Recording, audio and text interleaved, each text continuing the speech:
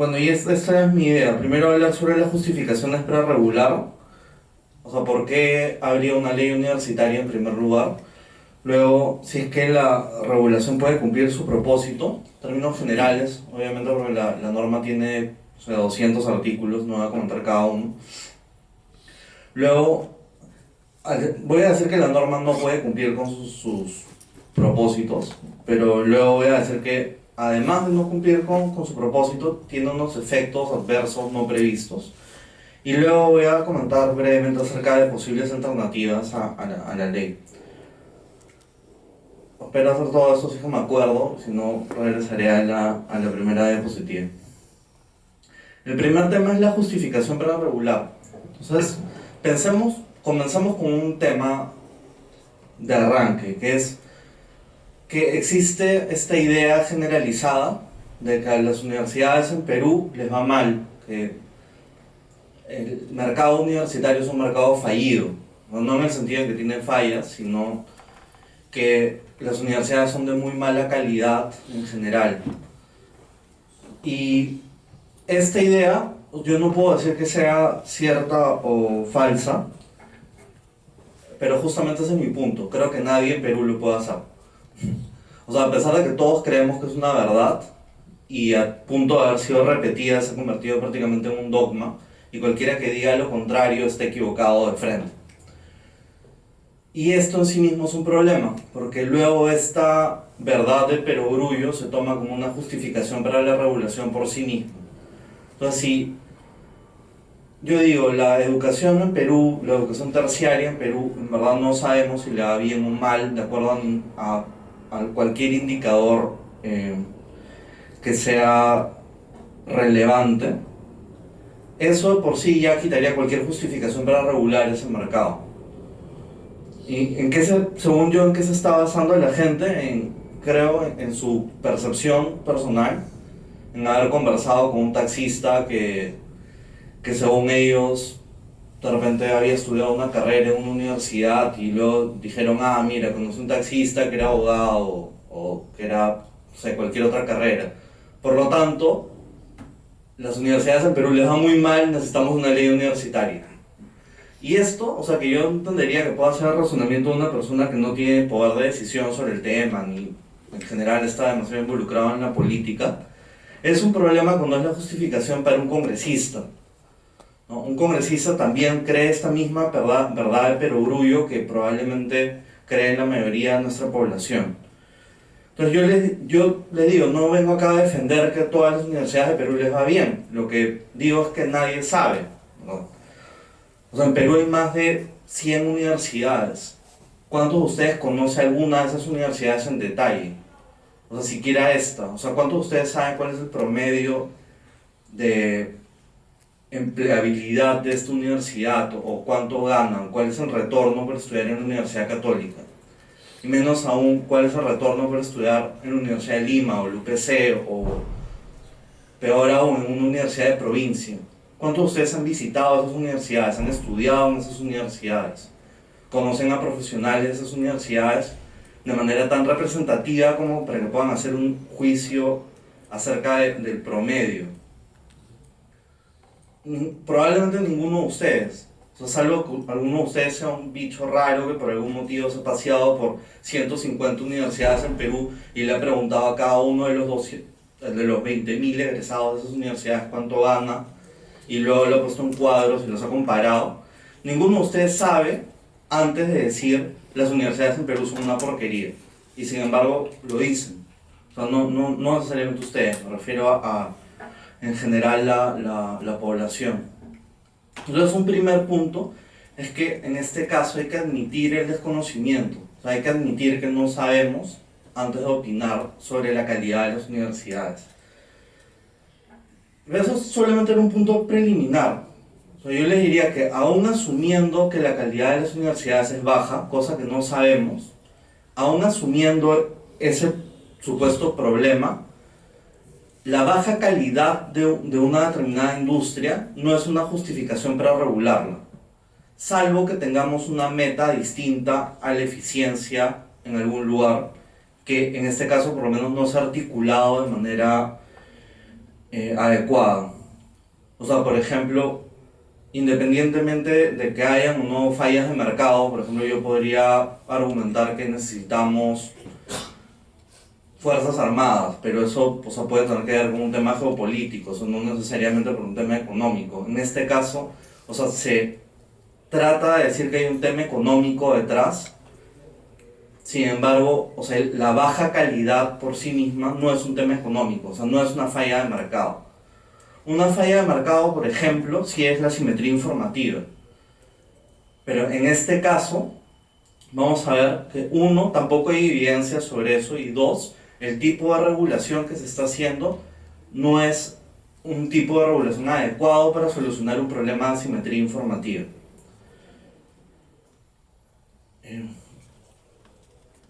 De hecho, una cosa que sí sabemos, bueno, salió muy chico esto, pero una cosa que sí sabemos sobre el mercado universitario en Perú es que una persona que va a la universidad en Perú hoy día gana más que alguien que va a un instituto técnico, y alguien que va a un instituto técnico gana más que alguien que va solamente al colegio.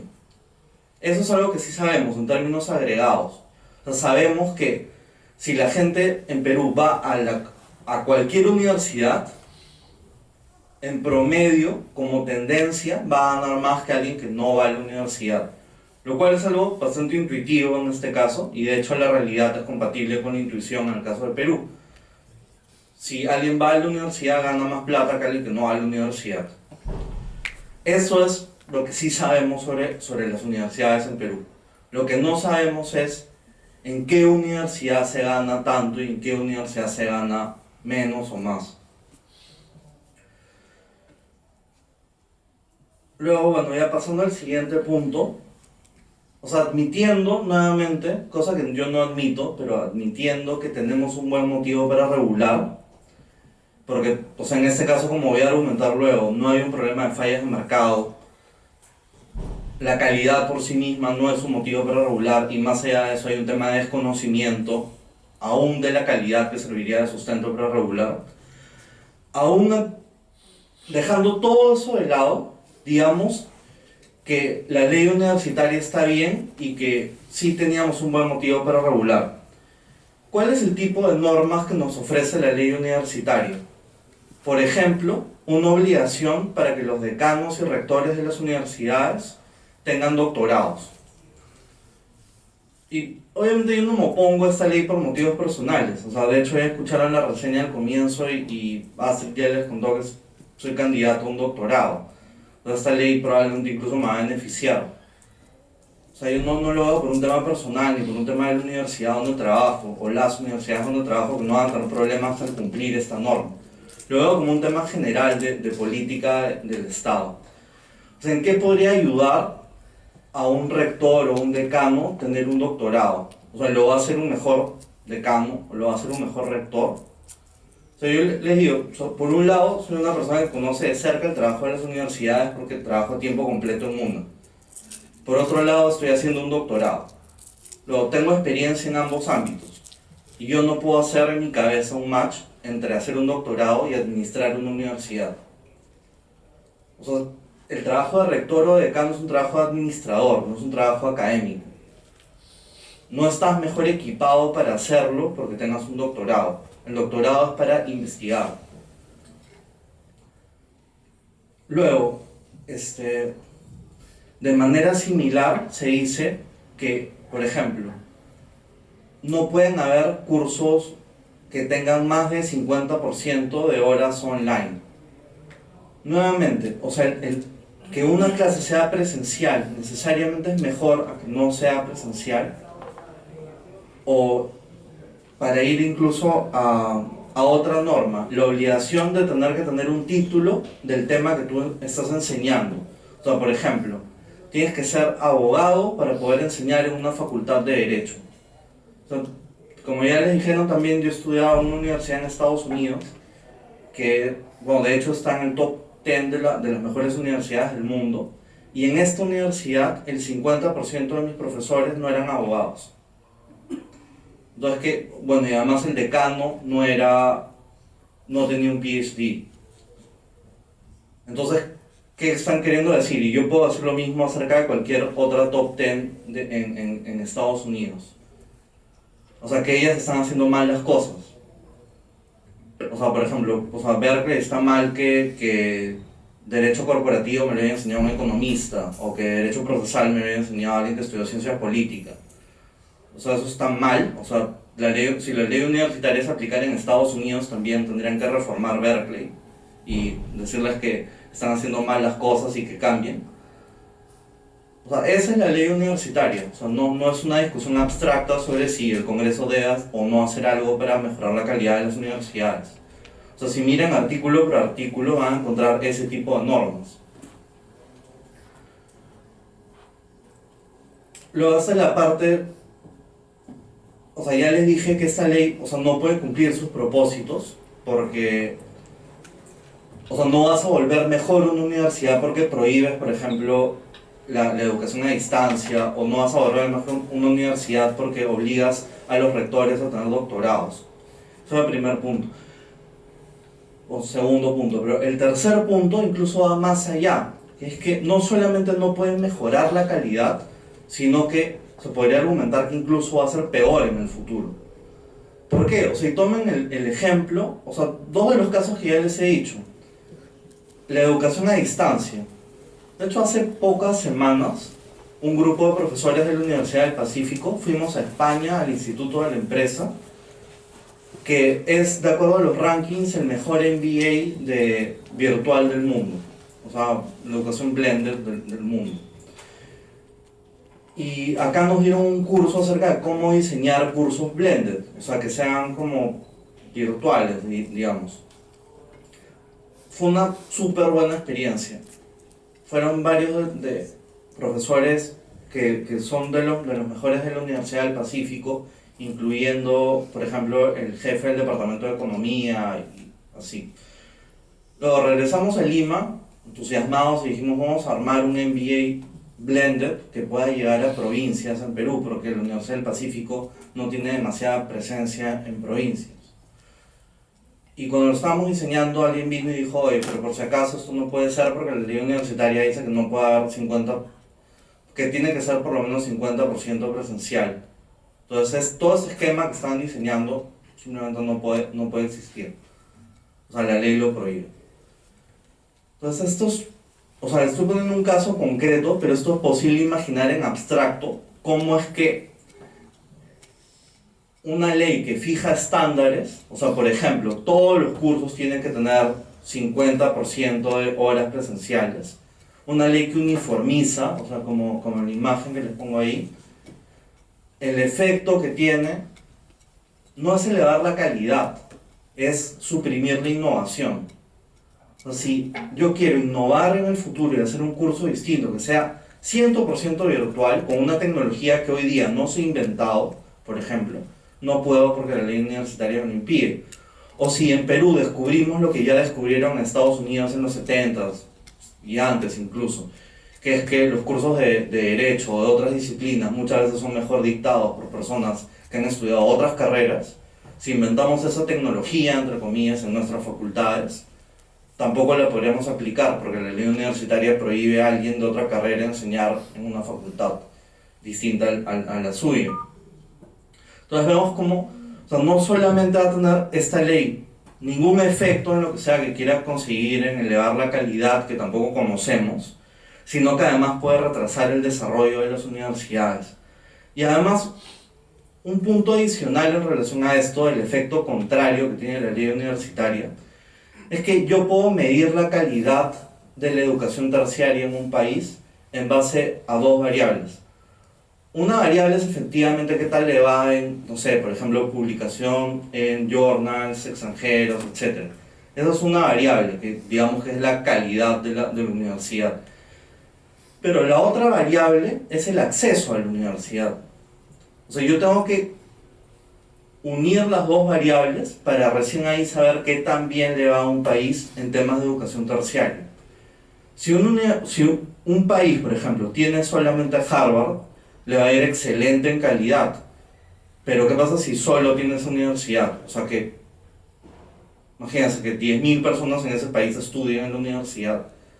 sería un país al cual le está yendo muy mal en educación, a pesar de que si mide su calidad, hay una, es la mejor del mundo, ay, qué bien. Igual, en Perú, aún asumiendo que esta ley, cosa que niego, pero que pueda elevar la calidad de las universidades, también tendría como efecto incrementar el costo de hacer una universidad. Por lo tanto, también tendería a reducir el acceso a las universidades. Entonces, en el mejor de los casos, una ley como esta, o sea, que incrementa el costo de hacer una universidad para elevar su calidad, a lo mucho te va a dejar en la misma posición en la que estabas antes, en términos generales de que también te va como país en educación terciaria.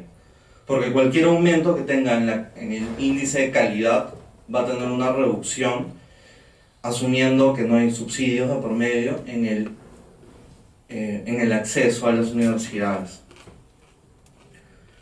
Y luego, bueno, ya finalmente, en ese tipo de discusión que obviamente le he tenido más de una vez con personas de izquierda habitualmente,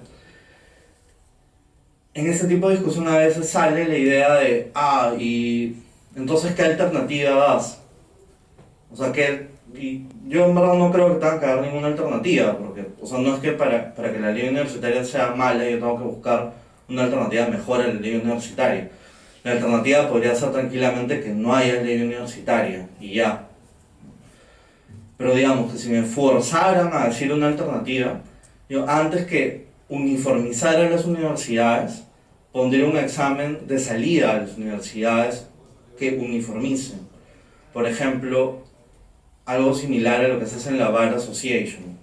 O sea, tú no le dices a las universidades cómo enseñar derecho, pero al final tomas un examen que si no lo pasas no puedes ejercer la carrera.